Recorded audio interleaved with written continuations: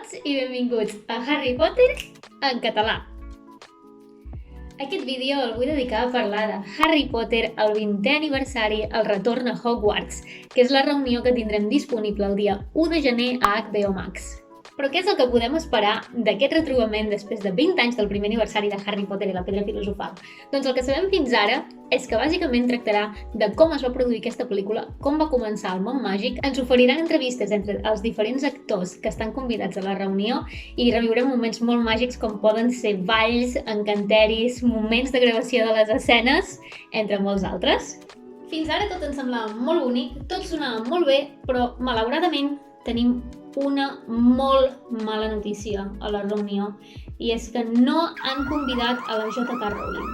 És la creadora del món màgic, la creadora de Harry Potter i em sembla un error garrafal que no l'hagin convidat. Fatal, em sembla fatal, perquè bàsicament ella és la creadora de tot el món màgic, de tot Harry Potter. Com pot ser que no la convidin? Si us ho esteu preguntant, tinc la resposta. I en aquest món modern tot passa a través dels tuits. Cap al 2019, la J.K. Rowling va fer un tuit que us deixaré per aquí en pantalla, on molta gent se li va tirar a sobre perquè deia que anava en contra de la comunitat trans. I bàsicament ha sigut per culpa d'això que han decidit no convidar-la a la reunió.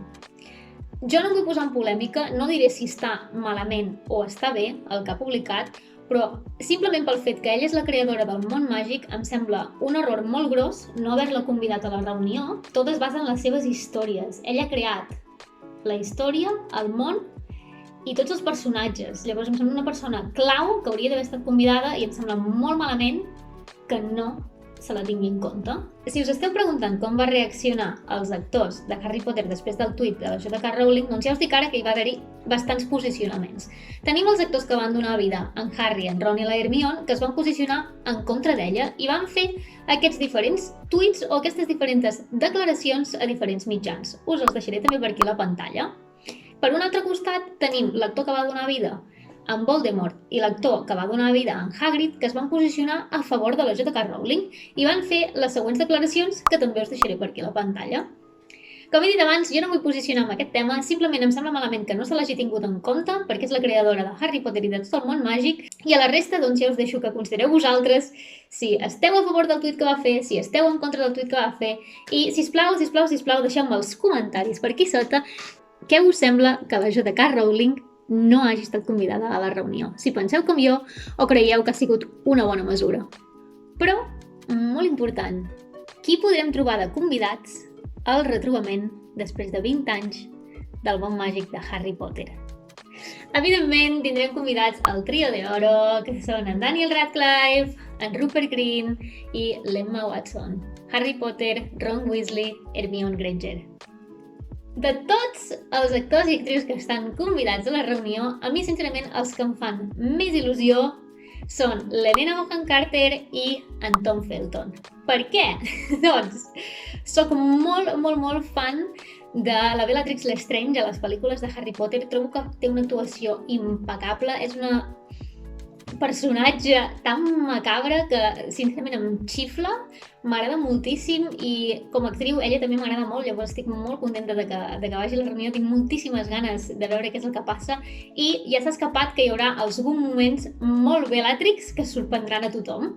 La segona persona que em fa moltíssima il·lusió que també vagi de convidada al retrobament és en Tom Felton, que és l'actor que feia de Draco Malfoy, i és perquè jo sóc molt seguidora d'en Tom Felton a les xarxes. És un noi super divertit, canta de meravella, m'encanta l'energia i la vitalitat que té.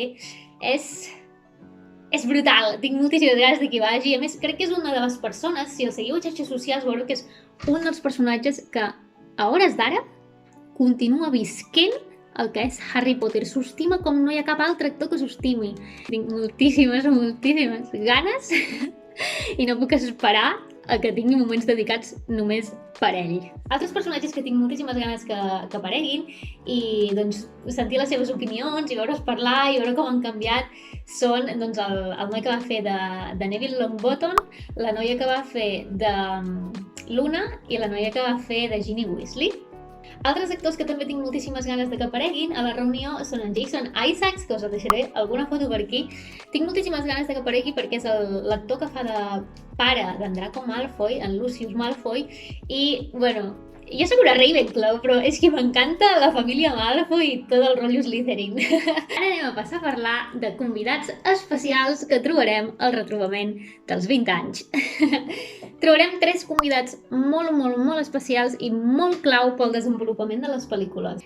I us preguntareu molts de vosaltres qui són aquestes 3 persones, o potser alguns de vosaltres que sigueu molt fans ja us sonen aquests noms. Doncs van ser 3 dels directors de les pel·lícules de Harry Potter durant tota la saga i els tindrem de convidats, cosa que em sembla magnífica perquè són els que ens poden donar més detalls i més insights de coses secretes que podien passar al rodatge.